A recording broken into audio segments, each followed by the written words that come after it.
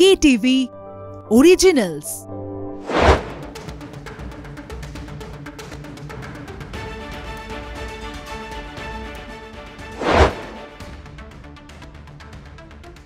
This is just unbelievable. Nassau cricket স্টেডিয়ামে যেমন এরকম একটা স্টেডিয়াম যেখানে প্র্যাকটিক্যালি একটা বড় কনসার্টের কার পার্ক হয়, সেটাকে খাড়া করে দেওয়া যেরকম একটা ইন্দ্রপ্রস্থের মতো একটা ব্যাপার, অলৌকিক ব্যাপার, তেমনি এই যে আজকে ফ্লোরিডাতে ইন্ডিয়ার ম্যাচটা হলো না, সেটাও একটা অলৌকিক ব্যাপার। কারণ এরকম পিচ ঢাকার বন্দোবস্ত 1970 সালে কটকেও বোধহয় ছিল না।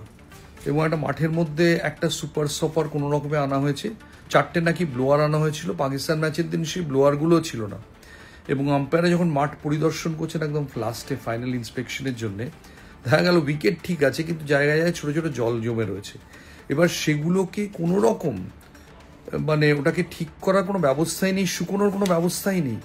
অনেক সময় আমরা দেখেছি এমনকি নেতা দিয়ে শুকিয়ে মাঠকর্মীরা পরিষ্কার করেন। আমি তো মাঠকর্মীদের দেখতেই পেলাম না, তারা কি আশেপাশে ঘুরছিলেন?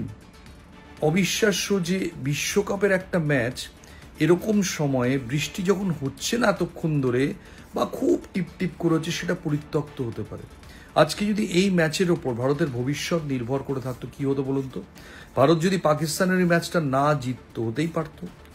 ভারত যদি আজকে ওই সৌরভ যদি ওই ক্যাচটা না ফেলতেন, সূর্যকুমার যাদব, ভারত হারতেই পারতো আমেরিকার কাছে। তাহলে কি হতো?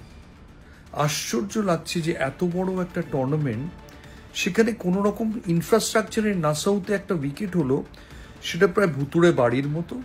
আর এখানে আউটফিল্ড নেই। একটা জায়গায় উইকেট আছে তো আউটফিল্ড নেই, একটা জায়গায় আউটফিল্ড আছে তো উইকেট নেই। এভাবে কি করে বিশ্বকাপ সম্ভব? ইনফ্যাক্ট আমি আজকে ভাবছিলাম, আমি যদি খেলা দেখতে যেতাম আর সাধারণ ফ্যানদের মতো এভাবে ফিরতাম, বা এমনি কমেন্টেটর হিসেবে ফিরতাম, জার্নালিস্ট হিসেবে ফিরতাম, আমি ট্যাক্সি ড্রাইভারকে জিজ্ঞেস করতাম যে এখান থেকে মেসিদের স্টেডিয়ামটা কত দূরে বলুন তো? আর সবাই বলতো এখান থেকে মাত্র জাস্ট 12 থেকে 15 মিনিট। আমি তাহলে ওটা ঘুরে আসতাম। এরকম প্রচুর ক্রিকেট ভক্ত ওখানে ঘুরে আসবেন, আর তারা কিন্তু ক্রিকেট থেকে ক্রমশ অন্য খেলায় ঝুঁকবেন। অলরেডি আমেরিকাতে ডিসকাশন হচ্ছে, কোপা আমেরিকাতে আর্জেন্টিনা খেলবে নিউ জার্সিতে সেমিফাইনাল, ব্রাজিল খেলবে হয়তো শার্লটে। অলরেডি আমেরিকায় কোপা আমেরিকা হাওয়া উঠে গেছে, ইউরোর হাওয়া উঠে গেছে ইউরোপিয়ান দেশগুলোতে। এই সময়ে যখন ক্রিকেটকে কম্পিট করতে হবে এরকম একটা গ্লোবাল স্পোর্টের সঙ্গে, সেই সময় কিনা বৃষ্টির জন্য খেলাই হলো না। আর কিসের বৃষ্টি?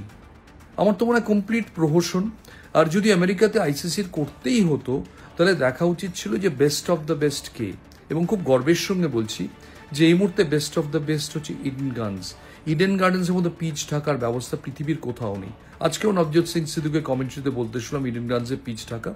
আর আমার তো মনে হয় যে ইডেন গার্ডেন্সের যিনি পিচ প্রস্তুতকারক, সুজন মুখার্জি, এই মুহূর্তে বিশ্বের 1 নম্বর কিউরেটর।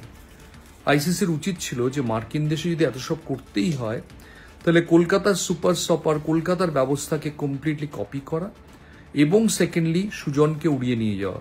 শুধু সুজনকে ওড়ালে হবে না, এই সিস্টেমটাকে কপি করতে হবে। এমন তো না আইসিসি জানে না, আইসিসি তো দেখেছে এখানে world cup semifinal, south Africa Australia ম্যাচের আগে কিভাবে মাঠ তৈরি করা হয়েছে, বিভিন্ন সময়ে কিভাবে মাঠ ইন্ডিয়ান্স তৈরি করেছে। সেটা জানার পরেও এখান থেকে লোক নিয়ে যাওয়ার অনীহা কেন? জাস্ট বিকজ সাদা চামড়া নয়, আইসিসি সাদা চামড়া না হলে গুরুত্ব দেবে না। এই ম্যাচটা আবার বলছি, ভেবে দেখুন, ভারতের যদি ক্রাইসিস ম্যাচ হতো তাহলে কি অবস্থা হতো।